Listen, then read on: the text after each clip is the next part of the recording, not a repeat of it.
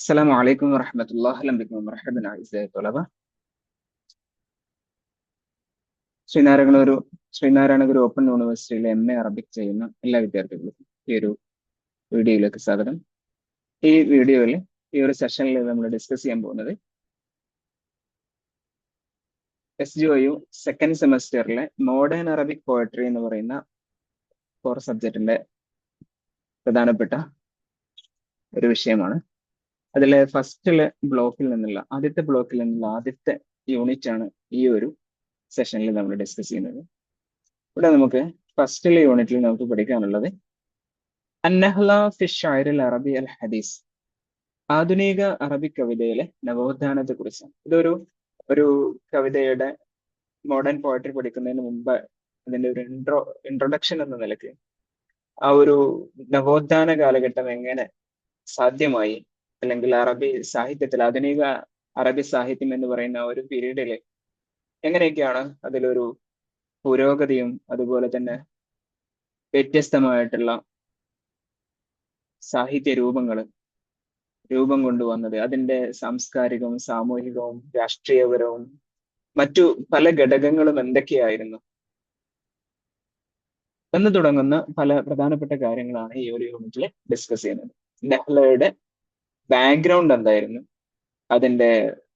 അതിലേക്ക് നയിച്ച പ്രധാനപ്പെട്ട കാരണങ്ങൾ എന്തൊക്കെയാണ്, അതിന്റെ കോൺസിക്വൻസസ് എന്തൊക്കെയാണ്, ഇത്തരം കാര്യങ്ങളൊക്കെ നമുക്ക് ഈ ഒരു യൂണിറ്റിലൂടെ മനസ്സിലാക്കിയെടുക്കാൻ പറ്റും. ഓക്കെ, ഇൻഷാല്ല നിങ്ങൾക്ക് കൃത്യമായിട്ട് മനസ്സിലാക്കിയെടുക്കാൻ പറ്റുമെന്ന് വിചാരിക്കുന്നു. നിങ്ങൾ വായിക്കുന്നതിനിടയിൽ പ്രധാനപ്പെട്ടതായിട്ട് നിങ്ങൾക്ക് തോന്നുന്ന കാര്യങ്ങളെല്ലാം നിങ്ങളുടേതായ രൂപത്തിൽ നോട്ട് ചെയ്ത് വെക്കാൻ വേണ്ടി ശ്രമിക്കുക. അതോടൊപ്പം ഇതിന്റെ വളരെ ഷോർട്ടായിട്ടുള്ള പ്രധാനപ്പെട്ട ഇമ്പോർട്ടന്റ് ആയിട്ടുള്ള പോയിന്റുകൾ ഉൾക്കൊള്ളിച്ചുകൊണ്ടുള്ള ഒരു നോട്ട് ഇതിന്റെ കൂടെ പ്രൊവൈഡ് ചെയ്യുന്നുണ്ട്. ഇപ്പൊ നമുക്ക് ഇത് ഡീറ്റെയിൽ ആയിട്ട് വായിച്ചിട്ട് അതിന്റെ ആശയം പറഞ്ഞു പോകുന്ന രൂപത്തിലാണ് ഈ ഒരു ക്ലാസ്. ഓക്കെ, ഇപ്പൊ ആദ്യം ഒരു ആമുഖാണ്, ഈ ചാപ്റ്ററിന്റെ ഒരു ആമുഖാണ്. ഷഹിദ അഷ്അറു അൽ അറബി ഫിൽ അസ്ർ അൽ ഹദീസ് തഹവുലൻ ജുസ്രിയൻ بعد قرون من الجمود والانحطاط الذي أعقب سقوط بغداد في القرن الثالث عشر وتدهور الحياة الثقافية في الحكم العثماني. ومع بداية القرنين التاسع عشر والعشرين بدأت بوادر النهضة الأدبية بالظهور نتيجة التفاعل مع الحضارة الغربية والعودة الواعية إلى التراث العربي الزاهي. ഷഹിദ ഷെയറുൽ അറബി ഫിൽ അസ്റിൽ ഹദീസ്, ആധുനിക കാലഘട്ടത്തിലെ അറബി കവിത സാക്ഷ്യമായി തഹവുലൻ ജസരിയൻ ബഅദ ഖുറൂനി മിനൽ ജുമൂദ് വൽ ഇൻഹിതാത്ത്, ഒരുപാട് കാലഘട്ടത്തെ അധപ്പതനത്തിന്റെയും അതേപോലെ തന്നെ ഒരു സ്റ്റെഗ്നൻസിയുടെയും നൂറ്റാണ്ടുകൾക്ക് ശേഷം വളരെ കാതലായിട്ടുള്ള, വളരെ റൂട്ട് ലെവലുള്ള ഒരു ചേഞ്ചസിന് അറബി കവിത സാക്ഷിയാവാണ്. അല്ലതി അഅഖബ സുഖൂത ബഗ്ദാദ് ഫിൽ ഖർനി സാലിസ് അഷർ, 13-ാം നൂറ്റാണ്ടോടുകൂടി ബഗ്ദാദിന്റെ തകർച്ച ഉണ്ടായിട്ടുണ്ട്. അതായത് ചെങ്കിസ് ഖാന്റെയും തർത്താരികളുടെ അറ്റാക്കിലൂടെ ബഗ്ദാദിന്റെ ആ സുവർണ കാലഘട്ടം അസ്തമിച്ചു. അതിനുശേഷം പിന്നീടുണ്ട കുറെ കാലഘട്ടം എന്ന് പറയുന്നത് ഒരുപാട് രാജഭരണകൂടങ്ങൾ നിലവിൽ വന്നെങ്കിലും അവർ സാഹിത്യത്തിനോ അല്ലെങ്കിൽ അറബി ഭാഷയ്ക്കോ വേണ്ടത്ര സംഭാവന നൽകുന്ന ഒരു ഭരണകൂടങ്ങളായിരുന്നില്ല. കാരണം അതിന് പല കാരണങ്ങളുണ്ട്. അത് പലതും അറബി ബാക്ക്ഗ്രൗണ്ടിൽ നിന്നുള്ള ഭരണകൂടങ്ങളായിരുന്നില്ല. പലതും സെൽജൂക്കുകളാണെങ്കിൽ തുർക്കികളാണ്, ഉസ്മാനികളും തുർക്കി വംശജരാണ്. പിന്നെ മറ്റു പല ചെറിയ ചെറിയ ഭരണകൂടങ്ങളൊക്കെ ആയിരുന്നു. ഓക്കെ, അതുകൊണ്ട് തന്നെ തദഹുറുൽ ഹയാത്ത് സഖാഫിയ ഫിൽ ഹുക്ം അൽ ഉസ്മാനി, ഉസ്മാനി ഭരണകൂടത്തിന്റെ കീഴിലായിട്ട് അതിന്റെ ഒരു തണലിൽ സാംസ്കാരികമായിട്ടുള്ള ജീവിതം വളരെ ശോഷിച്ചു പോവുകയും അതോടൊപ്പം പിന്നെ അങ്ങനെയൊക്കെയുള്ള ഒരു കാലഘട്ടത്തിന് ശേഷം വലിയൊരു ചേഞ്ചസിന് വിധേയമാണ്. ومع بداية القرنين التاسع عشر والعشرين, 20-ാം നൂറ്റാണ്ടിന്റെയും 19-ാം നൂറ്റാണ്ടിന്റെയും തുടക്കത്തോടെ ബദഅത്ത് ബവാദിർ നഹ്ല അൽ അദബി ബിൽ ളുഹൂർ, അങ്ങനെ അദബ് സാഹിത്യത്തിന്റെ ഒരു നവോത്ഥാനത്തിന്റെ തുടക്കങ്ങൾ, അതിന്റെ ആദ്യത്തെ ബവാദിറുകൾ അത് പ്രത്യക്ഷപ്പെടാൻ തുടങ്ങി, അതിന്റെ നാമ്പുകൾ പ്രത്യക്ഷപ്പെടാൻ തുടങ്ങി. നതീജത്ത് തഫാഉൽ മഅൽ ഹലാറ അൽ ഗർബിയ്യ വൽ ഔദ അൽ വാഇയ്യ ഇല തുറാസ് അൽ അറബി അസ്സാഹിർ, അത് സാധ്യമായത് നതീജത്ത് തഫാഉൽ മഅൽ ഹലാറ അൽ ഗർബിയ്യ, പടിഞ്ഞാറൻ നാഗരികതയുമായിട്ട് ഒരു ഇടപെടൽ ഉണ്ടായതിനു ശേഷമാണ്. അല്ലെങ്കിൽ അത് കാരണമാണ് വൽ ഔദ അൽ വാഇയ്യ ഇല തുറാസ് അൽ അറബി അസ്സാഹിർ, വളരെ പ്രശോഭനമായിട്ടുള്ള അറബികളുടെ ഒരു പൈതൃകത്തിലേക്ക് വളരെ ബോധപൂർവമായ ഒരു തിരിച്ചുപോക്കിനും സന്നദ്ധമായപ്പോഴാണ് നവോത്ഥാനം ഉണ്ടായത്. وقد أسهمت عوامل متعددة كالتعليم الحديث والترجمة والطباعة والصحافة والجمعيات الأدبية في تحريك عجلة الإبداع الشعري. അതോടൊപ്പം ഈ ഒരു നവോത്ഥാനത്തിന് സഹായകമായിട്ടുള്ള പല കാരണങ്ങളുണ്ട്. അതാണ് ഇവിടെ പറയുന്നത്. وقد أسهمت عوامل متعددة كالتعليم الحديث, ആധുനിക വിദ്യാഭ്യാസം, والترجمة ട്രാൻസ്ലേഷൻ, അതുപോലെ والطباعة പ്രിന്റിംഗ്, والصحافة ജേർണലിസം, الجمعيات الأدبية പല സാഹിത്യ സംഘങ്ങൾ, അസോസിയേഷൻസ്, ഇതെല്ലാം പങ്കുവഹിച്ചിട്ടുണ്ട് ഫി തഹ്രീക്ക് അജലത്തിൽ ഇബ്ദാ അശ്ശേരി, കവിതയുടെ ആ ഒരു ക്രിയേറ്റിവിറ്റിയുടെ ആ ഒരു വാഹനത്തെ മുന്നോട്ട് ചലിപ്പിക്കാൻ, അതിന്റെ ആ ഒരു ടയറിനെ മുന്നോട്ട് ചലിപ്പിക്കാൻ. ഫതഗയ്യറത്തിൽ അഗ്റാദ്, അങ്ങനെ കവിതയിലുള്ള ഒരുപാട് പ്രമേയങ്ങളിൽ ചേഞ്ചസ് വന്നു. തജദ്ദുൽ അസാലിബ്, കവിതയുടെ ശൈലികൾ മാറി. ദഹ്റത്ത് മദാരിസ് ഷൈരിയ ജദീദ, പുതിയ കവിത പ്രസ്ഥാനങ്ങൾ രൂപം കൊണ്ടു. അക്സത്ത് വഴിയൻ അദബിയൻ മുതഖദ്ദിമൻ, അത് വളരെ ഡെവലപ്ഡ് ആയിട്ട് വളരെ പുരോഗമനപരമായിട്ടുള്ള സാഹിത്യ ബോധം ഉണ്ടാക്കുകയും ചെയ്തു. وتتناول هذه الوحدة جذور النهضة مظاهرها وأهم العوامل التي ساعدت في اندلاعها وتأثيرها العميق في بنية الشعر العربي الحديث. അതുകൊണ്ട് തന്നെ ഈ ഒരു ചാപ്റ്റർ ഡിസ്കസ് ചെയ്യുന്നത് എന്തൊക്കെയാണ്? നെഹ്ലയുടെ പ്രധാനപ്പെട്ട അതിന്റെ റൂട്ട് ലെവൽ കാര്യങ്ങൾ എന്തൊക്കെയാണ്, അതിന്റെ ബാഹ്യമായിട്ടുള്ള അടയാളങ്ങൾ എന്തൊക്കെയായിരുന്നു, അതിനെ സാധ്യമാക്കിയിട്ടുള്ള പ്രധാനപ്പെട്ട അവാമിലുകൾ, കാരണങ്ങൾ എന്തൊക്കെയായിരുന്നു എന്നാണ് ഇവിടെ ഡിസ്കസ് ചെയ്യുന്നത്. അപ്പൊ ഇതിൽ ആദ്യം വരുന്നത് ഫത്ര മാ ഖബല നഹ്ല അൽ ഹദീസ, ആധുനിക കാലഘട്ടം അല്ലെങ്കിൽ ആധുനിക നവോത്ഥാനം. അറബി സാഹിത്യത്തെ സംബന്ധിച്ചിടത്തോളം, പ്രത്യേകിച്ച് കവിതയെ സംബന്ധിച്ചിടത്തോളം ഒക്കെ ഉള്ള ഒരു റെനൻസൻസ്, നെഹ്ല ഉണ്ടാകുന്നതിന് മുമ്പത്തെ ഒരു കാലഘട്ടത്തിന്റെ അത് ഒന്ന് മനസ്സിലാക്കേണ്ടത് നല്ലതാണ്. കാരണം അതൊരു പശ്ചാത്തലമാണ്. الأدب العربي كان في أوج ازدهاره في إحدى الدولة الأموية والدولة العباسية، فكانت القرون الوسطى عصرا ذهبيا للغة العربية أدبا وعلما. അറബ് സാഹിത്യം കാന ഫി അവജ് ഇസ്തിഹാരി, അതിന്റെ ഇസ്തിഹാറിന്റെ അഭിവൃദ്ധിയുടെ ഏറ്റവും ഉച്ചകോടിയിലായിരുന്നു, അതിന്റെ ഏറ്റവും ടോപ്പിലായിരുന്നു. ഫി അഹദൈ അദ്ദൗലൽ അമവിയ വദ്ദൗലൽ അബ്ബാസിയ, അബ്ബാസി കാലഘട്ടത്തിലും അതുപോലെ തന്നെ അമവി രാഷ്ട്രത്തിന്റെ അല്ലെങ്കിൽ അമവി ഭരണകൂടത്തിന്റെ രണ്ട് പീരീഡിലും. ഫകാനത്തുൽ ഖുറൂനുൽ വുസ്ത അസ്റൻ സഹബിയൻ ലില്ലുഗൽ അറബിയ, അതുകൊണ്ട് തന്നെ മധ്യകാലഘട്ടം എന്ന് പറയുന്നത് അറബി ഭാഷയെ സംബന്ധിച്ചിടത്തോളം സാഹിത്യത്തിലും അതുപോലെ തന്നെ വൈജ്ഞാനികമായിട്ടും ഒക്കെ ഒരു സുവർണ കാലഘട്ടമായിരുന്നു, ഗോൾഡൻ ഏജ് ആയിരുന്നു. പക്ഷെ പക്ഷെ 13-ാം നൂറ്റാണ്ട് മുതൽ സാഹചര്യങ്ങൾ മാറാൻ തുടങ്ങി.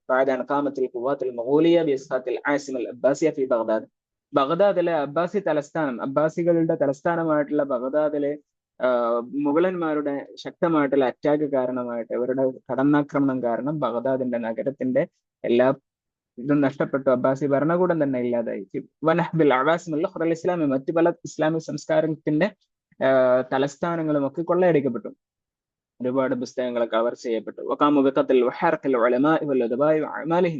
അവരത് പണ്ഡിതന്മാരെയും സാഹിത്യകാരന്മാരെയും അവരുടെ വർക്കുകളെയും അവരുടെ കൃതികളെയും എല്ലാം കത്തിച്ചു കളയുകയും ആളുകളെയൊക്കെ കൊന്നുകളയുകയും ചെയ്തു. ഫഹാദ ഖാന ബിദായത്തു തഖല്ലുഫ്, ഇതായിരുന്നു ഇതിന്റെ ഒരു പിന്നാക്കത്തിന്റെ ആദ്യത്തെ ഒരു തുടക്കം.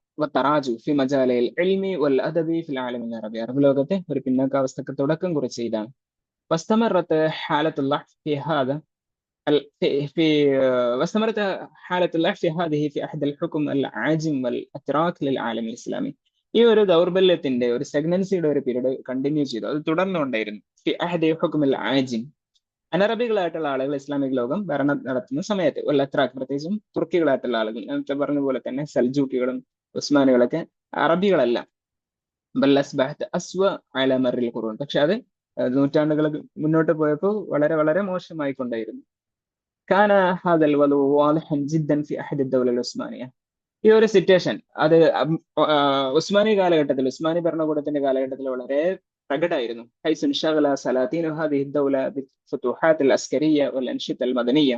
പക്ഷെ ഉസ്മാനി ഭരണകൂടം എന്ന് പറയുന്നത് വളരെ അത്ര മോശം ഭരണകൂടം എന്നല്ല. 600-700 വർഷത്തോളം ഇസ്ലാമിക ലോകം, അതായത് ഇസ്ലാമിക ലോകം മാത്രമല്ല, ലോകത്തിന്റെ ഏകദേശം ഭൂരിഭാഗം ഭാഗങ്ങളും എന്ന് പറഞ്ഞാൽ ലോകത്തെ ഏറ്റവും കൂടുതൽ വിസ്തൃതമായ ഒരു ഭൂപ്രദേശം ഭരണം നടത്തിയിട്ടുള്ള, ഏറ്റവും കൂടുതൽ കാലം ഭരണം നടത്തിയിട്ടുള്ള വലിയൊരു സാമ്രാജ്യമായിരുന്നു ഉസ്മാനികൾ. പക്ഷെ അവരുടെ ഫോക്കസ് ഏരിയ എന്ന് പറയുന്നത് അറബ് സാഹിത്യത്തിനോ അല്ലെങ്കിൽ അറബ് സംസ്കാരത്തിനോ സംഭാവന നൽകുന്നതിനപ്പുറത്തെ മറ്റു പല അവരൊരു ഇമാറത്തിന്റെ അല്ലെങ്കിൽ നഗരവൽക്കരണം, അതുപോലെ ആർക്കിടെക്ചർ, അതുപോലെ ആയുധങ്ങള്, യുദ്ധോപകരണങ്ങള്, കപ്പലുകള്, അങ്ങനെയുള്ള അത്തരം കാര്യങ്ങളിലായിരുന്നു അവരുടെ പ്രധാനപ്പെട്ട ശ്രദ്ധ. അതോടൊപ്പം തന്നെ അവർ മറ്റു രാജ്യങ്ങൾ പിടിച്ചെടുക്കുന്നതിനാണ് കൂടുതൽ ഊന്നൽ നൽകിയിരുന്നു. അവർ സൈനികമായിട്ടുള്ള കീഴടക്കലുകൾക്കാണ് അതിലാണ് മുഴുകിയത്. വൽ അൻഷിദ അൽ മദനിയ, അതുപോലെ തന്നെ വളരെ സിവിലൈസ്ഡ് ആയിട്ടുള്ള സിവിലൈസേഷൻ പ്രോസസ്സുകളിലായിരുന്നു അവർ ശ്രദ്ധിച്ചത്. വക്കത ഇൻകിബാബുഹും അല ലോകൽ തുർക്കി, അതോടൊപ്പം തന്നെ അവർ തുർക്കി ഭാഷയിലാണ് കൂടുതലും ശ്രദ്ധിച്ചത്. അല്ലത്തിക്കാനത്തിൽ ലോക റസ്മിയൽ ദൗല, അവരുടെ അന്നത്തെ ഒട്ടോമൻ എംപയറിന്റെ പ്രധാന ഔദ്യോഗിക ഭാഷ എന്ന് പറയുന്നത് തുർക്കിയായിരുന്നു. തറക്കൽ ലോകൽ അറബിയ ലോകൽ അറബിയ, അങ്ങനെ അറബി ഭാഷ അത് ശോഷിക്കുകയും അതിനെ ഉപേക്ഷിക്കുകയും ചെയ്തു. എത്രത്തോളം അറബി ഭാഷയെ പൂർണ്ണമായും അവർ അവഗണിച്ചു. ഫിസ്സനവാത്തുൽ മുതഅഖിറ മിൻ ഹുക്മി, അവരുടെ ഒട്ടോമൻ എംപയറിന്റെ അവസാന കാലഘട്ടങ്ങളിൽ അറബി ഭാഷയെ വല്ലാതെ, ആദ്യഘട്ടങ്ങളിലൊക്കെ അറബിയിലായിരുന്നു അവരുടെ പ്രധാനപ്പെട്ട ഭരണത്തിന്റെ കൈകാര്യങ്ങൾ. അത് പിന്നീട് അത് മാറി തുർക്കിയിലേക്ക് തന്നെ ആയി. فحينما نتتبع تاريخ اللغة العربية لا نرى إلا النزر اليسير من الإنجازات الأدبية والعلمية في فترة ما بعد العصور الوسطى. നമ്മൾ വളരെ സൂക്ഷ്മമായിട്ട് പരിശോധിക്കുകയാണെങ്കിൽ ഫഹീനമാ നതതബ്ബഅ താരിഖ് അൽ അറബിയ, അറബി ഭാഷയുടെ ചരിത്രം നമ്മൾ പരിശോധിച്ച് നോക്കുകയാണെങ്കിൽ ലാ നറ ഇല്ല നുസ്ർ അൽ യസീർ, വളരെ ചുരുങ്ങിയ, വളരെ റയർ ആയിട്ട്, നുസ്ർ എന്ന് പറഞ്ഞാൽ റയർ ആയിട്ടുള്ള വളരെ ചുരുങ്ങിയ അളവല്ലാതെ നമുക്ക് കാണാൻ സാധിക്കില്ല. മിനൽ ഇൻജാസാത്ത് അൽ അദബിയ്യ, സാഹിത്യ സൃഷ്ടികളായിട്ട്, ഇൽമി, അതുപോലെ വൈജ്ഞാനികവും സാഹിത്യപരവുമായിട്ടുള്ള സംഭാവനകള്, എഫേർട്ടുകള്, നമ്മള് പിന്നെ കോൺട്രിബ്യൂഷൻസ് നോക്കുകയാണെങ്കിൽ വളരെ വിരളമാണ്. ഏത് കാലഘട്ടത്തിലെ മിഡീവൽ പീരീഡിന് ശേഷം, അതായത് മധ്യകാലഘട്ടത്തിന് ശേഷം ഉണ്ടായിട്ടുള്ള വളർച്ച വളരെ കുറവാണ്. പല ചരിത്രകാരന്മാരും, പ്രത്യേകിച്ച് സാഹിത്യ ചരിത്രകാരന്മാരൊക്കെ ഈ ഒരു പീരീഡിനെ, അറബി സാഹിത്യത്തെ സംബന്ധിച്ചിടത്തോളം അതൊരു തകർച്ചയുടെയും ഒരു പിന്നെ സ്റ്റെഗ്നൻസിയുടെ, എന്താ പറയാ, ഒരു വരണ്ട, കൂടുതൽ ഫ്രൂട്ട്ഫുൾ അല്ലാത്തൊരു കാലമായിരുന്നു. പക്ഷെ മറ്റു ചില ആളുകൾ, അതിന് വിരുദ്ധമായിട്ടുള്ള അഭിപ്രായങ്ങൾ മുന്നോട്ട് വെക്കുന്ന ആളുകൾ ഉണ്ടെങ്കിൽ കൂടിയും ഇതായിരുന്നു പല ആളുകളുടെയും അഭിപ്രായം. മറ്റൊരു അഭിപ്രായം പറയുന്ന ആളുകൾ, അവർ പറയുന്നത് ചരിത്രകാരന്മാർ ഈ ഒരു കാലഘട്ടത്തിനോട് വേണ്ടത്ര നീതി പുലർത്തിയിട്ടില്ല എന്നാണ്. ഈ ഒരു കാലഘട്ടത്തിൽ സംഭവിച്ചിട്ടുള്ള വൈജ്ഞാനികവും സാഹിത്യപരവുമായിട്ടുള്ള സംഭാവനകളെ അവർ അവഗണിച്ച് കളയുകയാണ്. അതുകൊണ്ടാണ് ഇങ്ങനെ ഒരു നിലപാടിലേക്ക് എത്തുന്നത് എന്നും പറയുന്ന ആളുകളുണ്ട്. അതോടൊപ്പം തന്നെ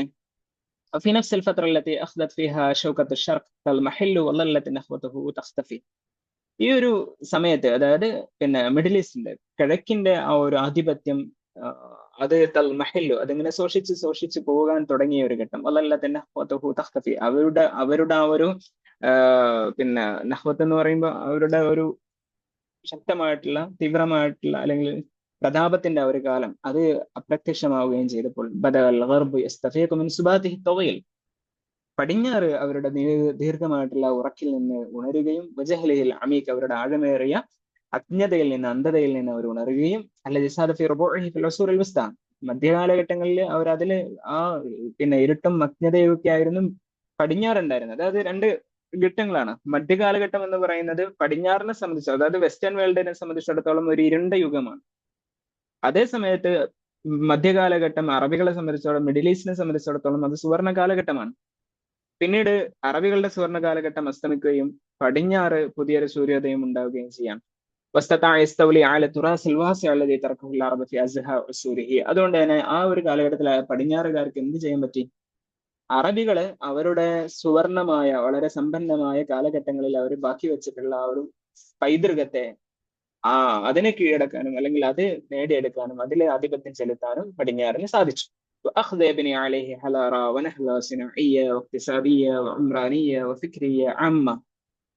അങ്ങനെ അവര് മിഡിൽ ഈസ്റ്റിലെ മധ്യകാലഘട്ടത്തിൽ അറബികൾ ബാക്കി വെച്ചിട്ടുള്ള ആ പൈതൃകത്തിലെ ആ ഒരു ഹെറിറ്റേജിന്റെ മുകളിൽ പുതിയ സംസ്കാരവും പുതിയ നാഗരികതയും പുതിയ നവോത്ഥാനമൊക്കെ പണിയാൻ തുടങ്ങി. ഹലാറ വനഹ്ല, പുതിയ നാഗരികത. നെഹ്ല സിനാഇയ, ഒരു ഇൻഡസ്ട്രിയൽ റവല്യൂഷൻ അവരുണ്ടാക്കി. നെഹ്ല ഇഖ്തിസാദിയ, ഒരു എക്കണോമിക് റവല്യൂഷൻ ഉണ്ടാക്കി. ഉംറാനിയ, ആർക്കിടെക്ചറൽ റവല്യൂഷൻ ഉണ്ടാക്കി. ഫിക്രി, അതേപോലെ തന്നെ ഒരു ഇന്റലക്ച്വൽ റവല്യൂഷനും ഇതിന്റെ പുറത്താണ് അവരുണ്ടാക്കിയത്. അതാണ് പിന്നീട് പിന്നെ ആധുനിക കാലഘട്ടത്തിന്റെ ഒരുപാട് ഫെസിലിറ്റികളെയും ഒക്കെ അതിന്റെ മുകളിലൊക്കെ അവരെ ആധിപത്യം ചെലുത്താൻ അവരെ പ്രാപ്തമാക്കിയത്. പിന്നീട് അറബ് ലോകം ഈ പടിഞ്ഞാറൻ നാഗരികതയില് എന്താ പറയാ, ആകെ അമ്പരന്ന് പോവാണ്. ഇമ്പഹറ എന്ന് പറഞ്ഞാല് ആകെ വിജൃംഭിതമായി പോവാണ് നമുക്ക് പറയാം, അല്ലെങ്കിൽ ആകെ അമ്പരന്ന് പോവാണ്. ഹതി വയബഹസു അസ്ബാബ തഖദ്ദുമിഹ. എന്നിട്ട് അവർ പിന്നീട് അറബികൾക്ക് പിന്നീട് അവരുടെ നവോത്ഥാനത്തിന് അല്ലെങ്കിൽ അവരുടെ പുരോഗതിക്കുള്ള കാരണങ്ങൾ പിന്നീട് പടിഞ്ഞാറിൽ പോയിട്ട് അല്ലെങ്കിൽ പടിഞ്ഞാറിന്റെ നാഗരികതയുടെ കാരണങ്ങളിൽ അന്വേഷിക്കുകയാണ്. ഓക്കെ.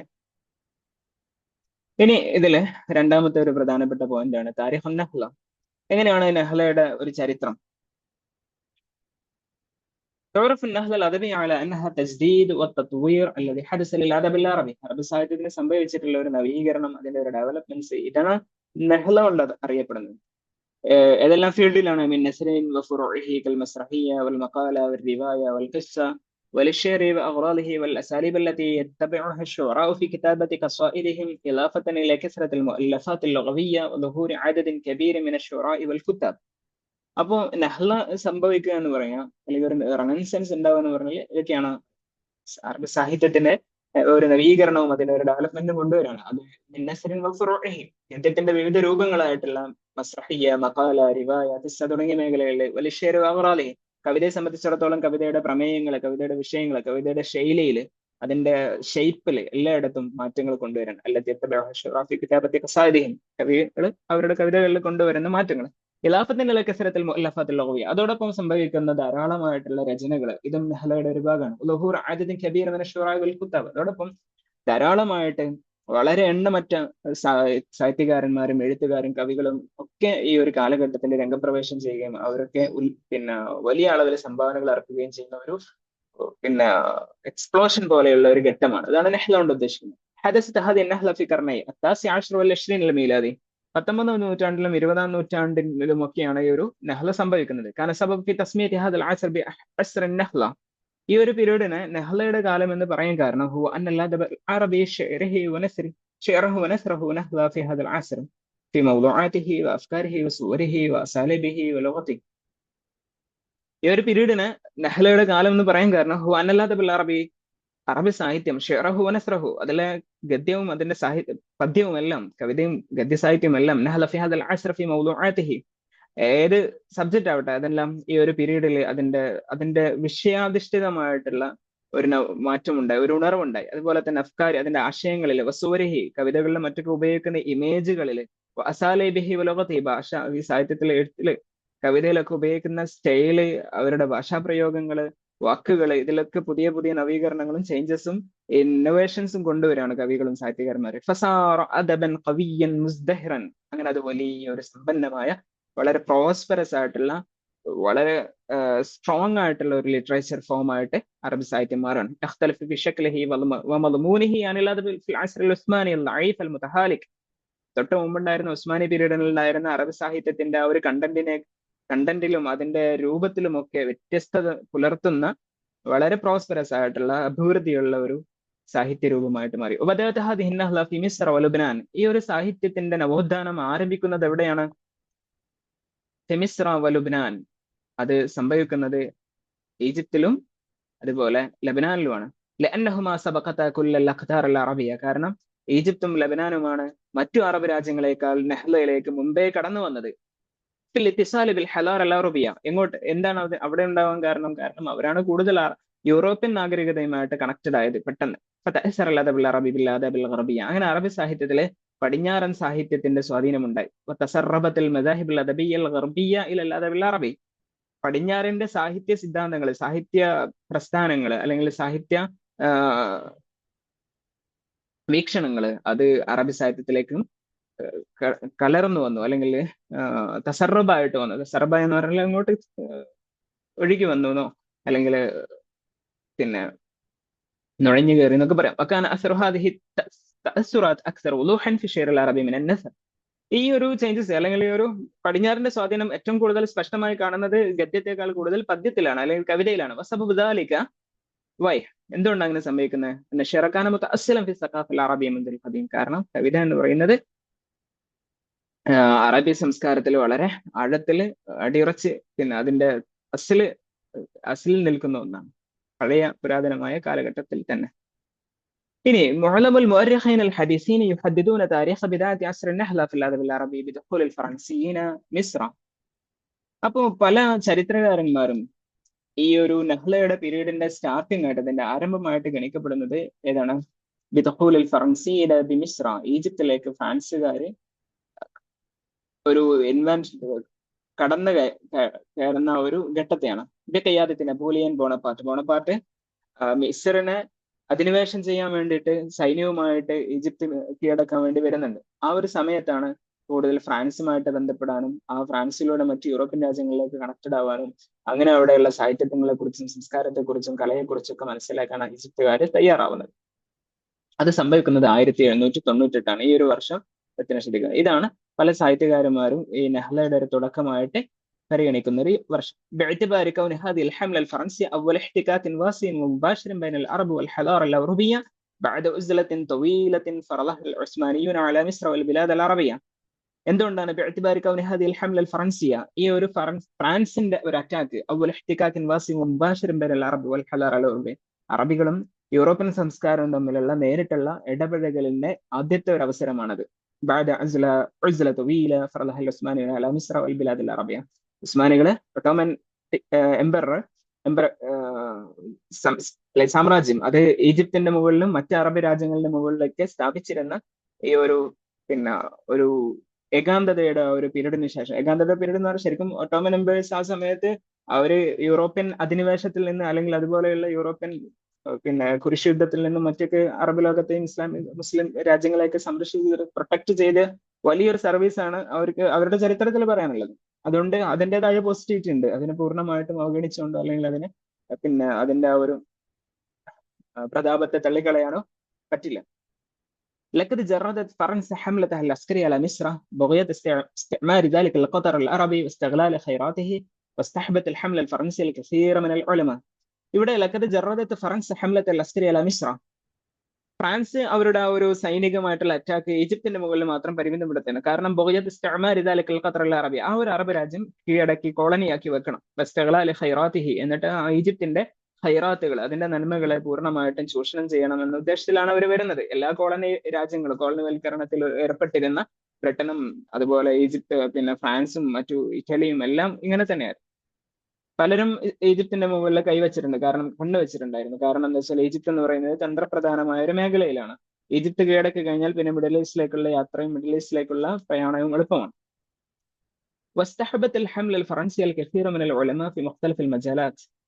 ഈ ഫ്രാൻസിന്റെ അറ്റാക്കിൽ ധാരാളം പണ്ഡിതന്മാർ പങ്കെടുത്തു. അതായത് പങ്കെടുക്കുക എന്ന് പറഞ്ഞാൽ നെപ്പോളിയന്റെ സൈന്യത്തിന്റെ കൂടെ ധാരാളം സ്കോളേഴ്സ് വന്നിട്ടുണ്ട്. ഫി മുഖ്തലിഫിൽ മജാലാത്തിൽ ബഹ്സ് ഫിൽ ബി അൽ മിസ്രിയ, ഈജിപ്തിന്റെ ഒരു എൻവയോൺമെന്റിനെ കുറിച്ച് ഗവേഷണം നടത്താനും ഷാബൽ മിസ്രി ഈജിപ്തിന്റെ സൊസൈറ്റിയെ കുറിച്ച് പഠനം നടത്താനും വൽ ആദാത്ത് തഖാലീദ് വൽ അസാർ അൽ മിസ്രി ഈജിപ്തിന്റെ സംസ്കാരവും അവരുടെ പുരാതന ശേഷിപ്പുകളും അവരുടെ ജീവിത രീതികളെ കുറിച്ചൊക്കെ ഗവേഷണം ചെയ്യാൻ വേണ്ടിയിട്ട് ധാരാളം സ്കോളേഴ്സ് സൈന്യത്തിന്റെ കൂടെ വന്നിട്ടുണ്ടായിരുന്നു. كما حضروا معهم مطبعتين واحدة فرنسية والأخرى عربية. അവരവരുടെ സൈന്യത്തിന്റെ കൂടെ വളരെ പ്രധാനപ്പെട്ട ആ ഒരു കാലഘട്ടത്തിൽ വളരെ പ്രധാനപ്പെട്ട ഒരു സംഭവം കൂടി കൊണ്ടുവന്നിട്ട് അതെന്താണ്? 2 പ്രിന്റിംഗ് പ്രസ്സുകളാണ്. ഒന്ന് അറബിയിലും ഒന്ന് ഫ്രഞ്ച് ഭാഷയിലും. അപ്പൊ ഫ്രഞ്ചിൽ പ്രിന്റ് ചെയ്യാനും അറബിയിൽ പ്രിന്റ് ചെയ്യാനും വേണ്ടി 2 പ്രിന്റിംഗ് പ്രസ്സുകൾ ഒക്കെ മുതർജിമീൻ, അതുപോലെ ട്രാൻസ്ലേറ്റേഴ്സിനെ അവർ കൊണ്ടുവന്നിരുന്നു. അതിനവർക്ക് വളരെ മിഷനറി പരമായിട്ടുള്ള ലക്ഷ്യങ്ങളോ അല്ലെങ്കിൽ പൊളിറ്റിക്കൽ ലക്ഷ്യങ്ങളോ ഒക്കെ ഉണ്ടെങ്കിൽ പോലും അതും ഒരു വലിയ അളവിൽ സഹായിച്ചിട്ടുണ്ട്. അറബ് ലോകത്തെ നഹ്ലയുടെ നവോത്ഥാനത്തിന്റെ ഏറ്റവും ആദ്യത്തെ പ്രധാനപ്പെട്ട ഒരു കാരണമായിട്ട് അതിന്റെ പ്രചോദനമായിട്ട് ഈ ഫ്രാൻസിന്റെ അറ്റാക്ക് ആയിത്തീരുകയാണ്. അതിനെ തുടർന്നുണ്ടായിട്ടുള്ള ഒരു നഹ്ല തഅലീമിയ, ഒരു എഡ്യൂക്കേഷൻ റിനൈസൻസും അതിനൊരു കാരണമായിട്ടുണ്ട്. മുഹമ്മദ് അലി പാഷ അതിന് നേതൃത്വം കൊടുത്തത് ഈ ഈജിപ്തില് ഫ്രാൻസ് അറ്റാക്ക് ചെയ്യുന്ന സമയത്ത് അവിടെ ഭരണം നടത്തിയിരുന്ന പാഷ, അതായത് ഒട്ടോമൻ എംപയറിന്റെ കീഴിൽ ഒരു പ്രദേശമായിട്ടായിരുന്നു ഈജിപ്ത് എന്ന് നിലനിന്നിരുന്നത്. അവിടെ നിലനിന്നിരുന്ന ഒരു ഗവർണർ ആയിരുന്നു മുഹമ്മദ് അലി പാഷ. അദ്ദേഹം കുറച്ചുകൂടി പ്രോഗ്രസീവ് ആയിട്ടുള്ള ഒരു റിനൈസൻസിന് ആക്കം കൂട്ടുന്ന പ്രവർത്തനങ്ങളാണ് ചെയ്തത്. അല്ലാതെ അർസൽ ബിഅ്സാത ഔറുബ, അദ്ദേഹം ഒരുപാട് ഡെലിഗേഷൻസിനെ പഠിക്കാനും വേണ്ടിയിട്ട് റിസർച്ചിന് വേണ്ടിയിട്ട് കുറെ ആളുകളെ യൂറോപ്പിലേക്ക് പറഞ്ഞയച്ചു. ഫതഹൽ മദാരിസ് അൽ കസീറ, ധാരാളം സ്കൂളുകൾ ഓപ്പൺ ചെയ്തു.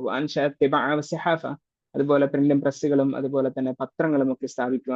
ഇത്തരം കാര്യങ്ങളൊക്കെയാണ് മുഹമ്മദ് അലി പാഷ ചെയ്തത്. ഇതൊക്കെ നഹ്ലയുടെ ഒരു കാരണമാണ്. وقيل إن لبنان سبقت مصر في اتصال بأوروبا عن طريق الإرساليات المسيحية الأوروبية التي توافدت عليه. പിന്നെ മറ്റൊരു ഇത് പറയുന്നത് ഈജിപ്തിനേക്കാൾ മുമ്പേ ലബനാനിൽ ഈ ഒരു നവോത്ഥാനത്തിന് തുടക്കം കുറിച്ചിട്ടുണ്ടെന്നാണ്. കാരണം അൻതൊരിക്കൽ ഇർസാലിയാത്തിൽ മസീഹിയ, ക്രിസ്ത്യൻ മിഷണറി സംഘത്തിന്റെ ഫലം. അവിടെ ക്രിസ്ത്യാനിറ്റിയെ പ്രചരിപ്പിക്കാൻ വേണ്ടിയിട്ട് യൂറോപ്പിൽ നിന്നുള്ള ക്രിസ്ത്യൻ മിഷണറികൾ വന്നിരുന്നു. അവർ കൂടുതലും പ്രിന്റിംഗ് പ്രസ്സുകളും അതുപോലെ തന്നെ പുസ്തകങ്ങളും പത്രങ്ങളൊക്കെ തുടങ്ങിയിട്ടുണ്ട്. വലിക്കൗനി മൗഖിഅൽ ജോഗ്രാഫി അക്സർ ഇൻഫിതാൻ അലൽ ഗർബ്, കൂടുതൽ പടിഞ്ഞാറിനോട് ഓപ്പൺ ആയിട്ട് നിൽക്കുന്ന ഒരു ഓപ്പൺനെസ് ഉള്ള ഒരു ഭൂപ്രകൃതി അല്ലെങ്കിൽ ഒരു ജോഗ്രഫിക്കൽ അന്തരീക്ഷം ഉള്ളതുകൊണ്ട് കൂടി അവിടെ കുറച്ചുകൂടി എളുപ്പത്തിലായി. വക്കാനത്ത് ഫറൻസ തഹ്തമു ലുബ്നാനീന നസാറ ഫി ലുബ്നാൻ, ലബനാനിലെ ക്രിസ്ത്യൻ ലബനാനികളോട് പ്രാധാന്യം നൽകിയിരുന്ന രാജ്യം കൂടിയായിരുന്നു ഫ്രാൻസ്. അതുകൊണ്ട് തന്നെ ആ ഒരു രൂപത്തിൽ അവരെ ഹെൽപ്പ് ചെയ്തിരുന്നു. തുർസിലുൽ മുബശ്ശിരീന വൽ മുസ്തശ്രിഖീന ഇലാ അർളിഹ, ലബനാനിലേക്ക് ഒരുപാട് ഓറിയന്റലിസ്റ്റ് സ്കോളേഴ്സിനെയും അതുപോലെ തന്നെ മുബശ്ശിർ എന്ന് പറഞ്ഞാൽ മിഷണറികളാണ്. ക്രിസ്ത്യൻ വിശ്വാസത്തെ പ്രചരിപ്പിക്കാൻ വരുന്ന ആളുകൾക്കാണ് മുബശ്ശിർ എന്ന് പറയുന്നത്. മുസ്തശ്രിഖ് എന്ന് പറയുന്ന ഓറിയന്റലിസ്റ്റ്, അതായത് പിന്നെ ഇസ്ലാമിനെ കുറിച്ച് അല്ലെങ്കിൽ പിന്നെ മിഡിൽ ഈസ്റ്റിനെ കുറിച്ച്, പൗരസ്ത്യ ദേശത്തെ കിഴക്കൻ പ്രദേശങ്ങളെ കുറിച്ച് പഠനം നടത്തുന്ന സബ്ജക്റ്റിനാണ് ഓറിയന്റലിസം എന്ന് പറയുന്നത്. ഇന്ത്യ തുടങ്ങി പടിഞ്ഞാറിനെ സംബന്ധിച്ചോളം യൂറോപ്പുകാര് കിഴക്കൻ പ്രദേശങ്ങളെ കുറിച്ച് പഠനം നടത്തുന്ന എല്ലാത്തിനും അവർ ഇസ്തിഷ്റാഖ് എന്നാണ് പറയാം. ആ ഒരു പഠനം നടത്തുന്ന സ്കോളേഴ്സിന് പറയുന്ന പേരാണ് മുസ്തശ്രിഖ്, ഓറിയന്റലിസ്റ്റ് എന്ന് പറയുന്നത്.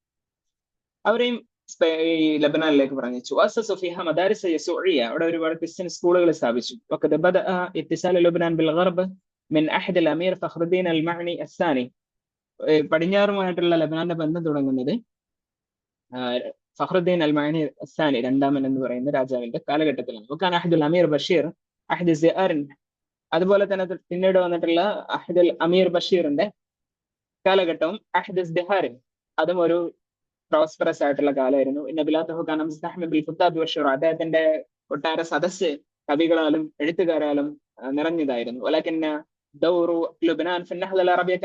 പക്ഷെ ലബനാനിന്റെ ഈ ഒരു നവോത്ഥാനത്തിലുള്ള പങ്ക് വളരെ ലിമിറ്റഡ് ആണ്. അക്ബർ, ഈജിപ്തിനാണ് അതിൽ ഏറ്റവും കൂടുതൽ പങ്ക്. അറബി, കാരണം അവരുടെ അറബ് ലോകത്തുള്ള ഒരു സ്ഥാനമാണ്. وهناك علماء آخرون ممن ينتقدون هذا السرد الشائع بأن الحملة الفرنسية كانت القنطرة التي عبرت عليها مصر والبلاد العربية من العصور الوسطى إلى العصر الحديث. പിന്നെ മറ്റൊന്ന്, കുറെ പണ്ഡിതന്മാര് അല്ലെങ്കിൽ കുറെ ഹിസ്റ്റോറിയൻസ് അവര് ഈ ഒരു വളരെ പ്രചാരത്തിലുള്ള ഒരു നരേഷനെ, ഈ ഒരു പിന്നെ തോട്ടിനെ നിരൂപണം ചെയ്യുക. ഏതാണ് തോട്ട്? بأن الحملة الفرنسية كانت القنطرة التي عبرت عليها مصر والبلاد العربية من العصور الوسطى إلى العصر الحديث.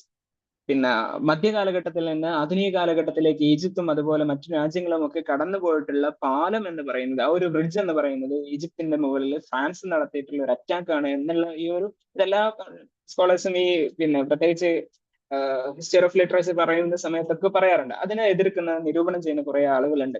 കോലൂന അവർ പറയുന്നത് എന്താ? അതൊരു കെട്ടുകഥയാണ്. അത് കൊളോണിയൽ ശക്തികൾ ഉണ്ടാക്കിയെടുത്ത ഒരു കെട്ടുകഥയാണ്. എന്തിനാണ് അവരെ ചെയ്തത്? ഈജിപ്തിനെ അവർ അറ്റാക്ക് ചെയ്തത് അവരെന്തോ വലിയ കാര്യം ചെയ്തു അല്ലെങ്കിൽ അതിനെ മഹത്വവൽക്കരിക്കാനും ആ യുദ്ധത്തെ പിന്നെ ശ്രേഷ്ഠമായിട്ടുള്ള ഒരു കാര്യമാണ് എന്ന് വരുത്തി തീർക്കാനും കൂടിയാണ് അവർ ചെയ്തത്.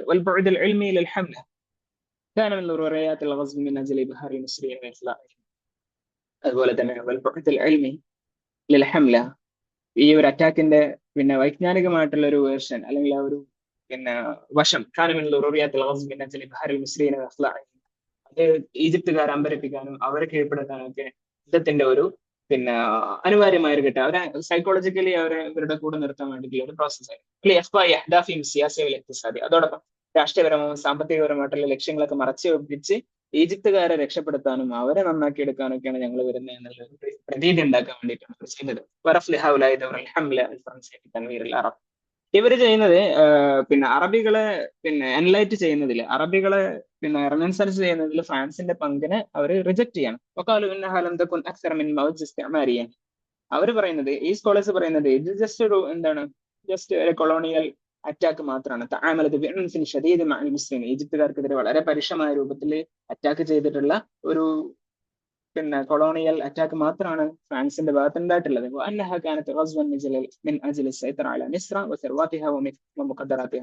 ഈജിപ്തിന്റെ സമ്പത്തിലും ഈജിപ്തിന്റെ പിന്നെ ഒരുപാട്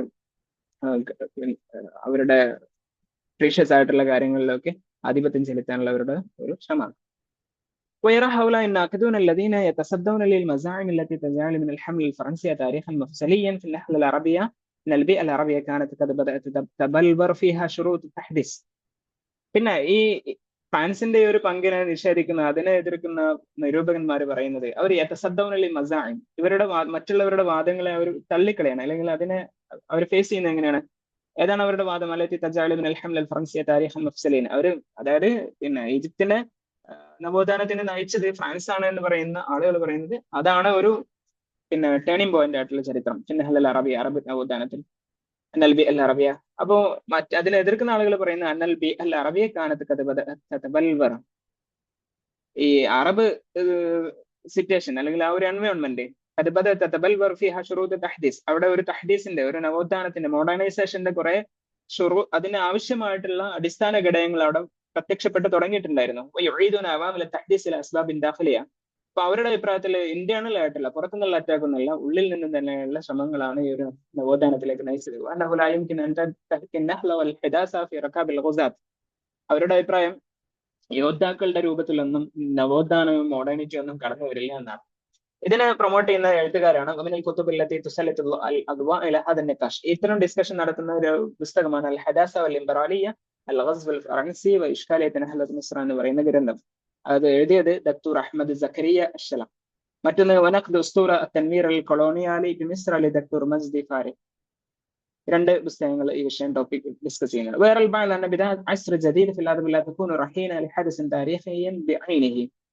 ഇവർ പറയുന്നത് അന്ന ബിദായ അസ്ർ ജദീദ്, പുതിയൊരു കാലഘട്ടത്തിന്റെ തുടക്കം എന്ന് പറയുന്നത് അത് ലാ തകൂനു റഹീനതൻ ലിഹദസിൻ താരീഖിയ്യിൻ ബിഐനി, ഒരു ചരിത്രഘട്ടത്തിന്റെ അതിന്റെ സന്തതിയായിട്ട് ഒരിക്കലും സംഭവിക്കില്ല. ഔ മുർത്തബിത ബിസനത്തി മുഹദ്ദദ, അല്ലെങ്കിൽ അതിലൊരു ഡെഫിനിറ്റ് ആയിട്ടുള്ള ഒരു ഇയറിൽ സംഭവിച്ചതാണ്, അങ്ങനെയൊന്നും പറയാൻ പറ്റില്ല. ബൽ ഹിയ മവജ്ജ, അതൊരു മവജ്ജയാണ്. മവജ്ജ എന്ന് പറഞ്ഞാൽ അതൊരു തിരമാലയാണ്. തിരമാല ഒന്നല്ലല്ലോ, തിരമാല ഒന്നിന് പുറകെ ഒന്നായിട്ട് കുറെ കുറെ വരും. ഒരു അലയൊലിയാണ്. അൻദലകുമിൻ ബിദായാത്തിൻ മുതഅദ്ദിദ, ഒരുപാട് തുടക്കങ്ങൾ അതിലുണ്ട്. അലാ മസാഹത്തിൻ ഷാസിയ, വിശാലമായിട്ടുള്ള ഏരിയയിലൂടെ കടന്നു വന്നിട്ടുണ്ട്. ഫി സമാനി വൽ മകാൻ, ഒരുപാട് സമയം ഒരുപാട് സ്ഥലങ്ങളിലും ഒക്കെ അതിന്റെ പിന്നെ അതിൻ്റെതായിട്ടുള്ള റോൾ വഹിച്ചിട്ടുണ്ട്.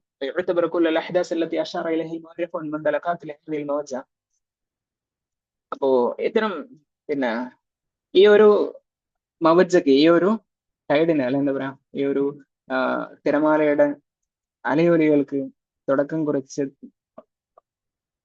ഇതാണ് എന്ത് പറയുന്നത്, പിന്നെ ചരിത്രകാരന്മാര് ഇത്തരം നവോത്ഥാനത്തിന്റെ ഒരു തുടക്കമായിട്ട് പരിഗണിക്കുന്നത്. അതിന്റെ ഒരു സ്റ്റാർട്ടിങ് എന്ന് പറയുന്നത് ദീർഘമായ വർഷങ്ങളാണ്, നൂറ്റാണ്ടുകളാണ്. മിനൽ മുഖദ്ദിമാത്തുൽ സബഖത്തുൽ ഇൻഖിലാബ് ഹദീദിയ, യഥാർത്ഥ ഒരു സ്റ്റാർട്ടിംഗ് പോയിന്റിലേക്ക് എത്തുന്നതിന് മുമ്പ് ആമുഖമായിട്ട് നടന്ന ഒരുപാട് പിന്നെ വർഷങ്ങൾ, 10, 20, 30, 40 വർഷത്തെ ഒരു ബാക്ക്ഗ്രൗണ്ട് അതിന്റെ പിറകിലുണ്ടെന്നാണ് ഈ ചരിത്രകാരന്മാരെ പ്രൊമോട്ട് ചെയ്യാൻ വേണ്ടിയിട്ട് പറയുന്നത്. ഓക്കെ, അപ്പോ ഈ ഒരു സെഷനിൽ നമുക്ക് ഇവിടെ വൈൻഡപ്പ് ചെയ്യാം. ഇനി അതിന്റെ ബാക്കിയുള്ള ഭാഗങ്ങൾ അടുത്ത ഒരു സെഷനിൽ നമുക്ക് ഡിസ്കസ് ചെയ്യാം.